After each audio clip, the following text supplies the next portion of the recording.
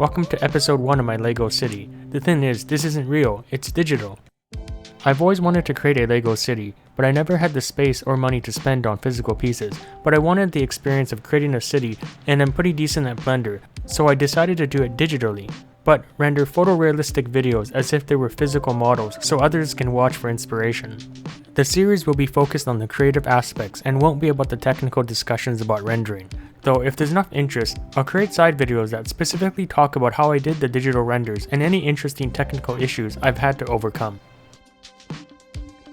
With that, let's get into episode 1. In this episode I'll talk about the layout and some of the larger buildings that are going to be in the scene. As you can see from the preview, my city is going to have a lot of track work.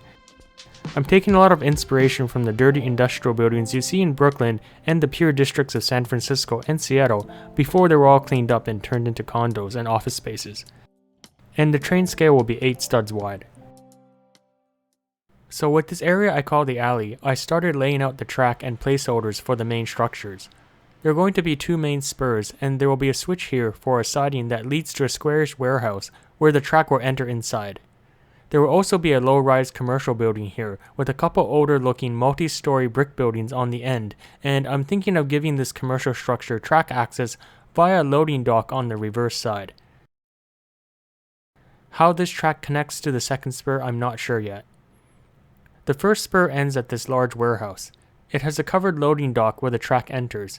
The other spur travels through the warehouse to the other side and beyond. Let's start with the large warehouse at the end. This is a cool building with interesting details. It had several rail access points, but the tracks have since been removed and the entire structure converted to a craft brewery, coffee shop, and studios. It's made of 2 parts. A smaller red brick building that acts like a loading area, and a very large 2-story warehouse. To make the warehouse, I created individual exterior wall panels which make up the sides of the building. The floor heights are quite tall, with the second story slightly shorter than the first. The basic panel is made up of dark nougat mason bricks, and to add crack and weathering details, I added in layers of 1x2 rounded plates, 1x1 rounded and quarter tiles, some of which are different colors. This helps break up the brick pattern. The windows are made of dark green 2x2 window pieces which really give off the industrial look I want. For rendering performance reasons, I've had to omit any internal reinforcement bricks that need to be added if you were building this for real. I created a few variations to keep the building looking interesting. I did this by slightly changing the configuration of windows and location of AC units. Some of the panels have partially or fully boarded up windows, just like in the real building. I also created panels for the building entrance and rail access points. For the roof, I added in detail in the form of pipes, AC ducts, and other machinery.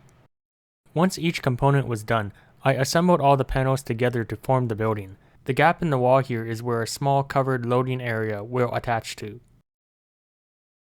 Finally, I added in the smaller details. I think the challenge with larger LEGO buildings is to keep it looking interesting, since most often, larger buildings tend to look too repetitive as they use the same window pattern over and over. One way to overcome this, especially with older buildings, is by adding piping and other fine exterior details. These are things such as electrical piping, water downspouts, and external gas lines. With those added in, it makes the building look more alive and interesting. The building height isn't uniform. There is this depression in the middle because I think it makes for a more interesting building, but also I want to run an elevated rail through the scene. This is to add some height layering and cast a dark shadow over the spur lines because I want to give this alleyway a darker feel. Attached to the big building, we're going to have a smaller 1-story warehouse. It has a rail access point in the front and connects directly to the larger brown warehouse. To give an old building look, the front wall has all of its windows bricked up. It also has this industrial electrical box access on the side. The rail access point has a large garage door with the door gearing on the outside of the structure. For now, the inside loading area just has a white brick wall. I'll be adding details later on. Along the side, there is a large window and access door. On the other side, we have yet another garage door. I'm not yet sure if this should just be another truck entrance or if I'm going to add another rail access point. For the roof, I put various pipes and AC units, and I've added this interesting skylight in to let some natural light enter from the top. With the buildings in place, I laid down the pavement.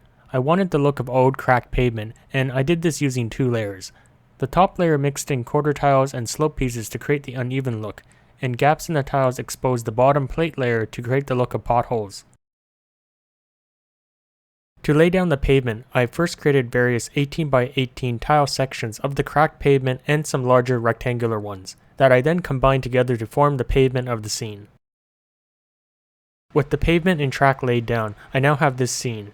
At this point, I'm basically ready to start putting down the buildings. Most of the pavement will be using dark gray bluish tiles, but embedded track in the pavement is often surrounded by concrete, so I'll be doing that in my layout as well. I'll be using light gray tiles in the areas immediately surrounding the track. I'll have to get creative when dealing with curved rails and switches, but I'll be talking about this afterwards. Next, I added in the fine details and people. This is my favorite part, and for this alleyway, I wanted to create a darker, dirty scene, like this corner. As with most alleyways, it is a bunch of trash bins. People are busy and they just toss whatever, missing the bins many times, so there's a bunch of stuff on the ground. The alleyway is surrounded by commercial and industrial buildings, so I threw in more industrial garbage you might see, such as metal parts and wooden pallets, along with beer cans and pop cans. On the side, I added a park bench that the workers can use for breaks. Hey, it's lunchtime. I guess they're having a pizza lunch, and I bet those boxes will end up on the ground somewhere. Better grab some pizza before it's gone. Oops, the foreman looks pretty angry. Maybe it's not lunchtime yet, or it's taking too long. Back to work. We can see the spur line travels through the alley, into the building and out the other side. The inside of the building doesn't have any fine detail yet, but I did add in the loading dock. And that sums up this section of the alleyway. Next, we're going to add in the adjacent buildings and some sidings, and finish with the dirtier parts of the alley, which will complete the alleyway portion of my digital city. Thanks for watching.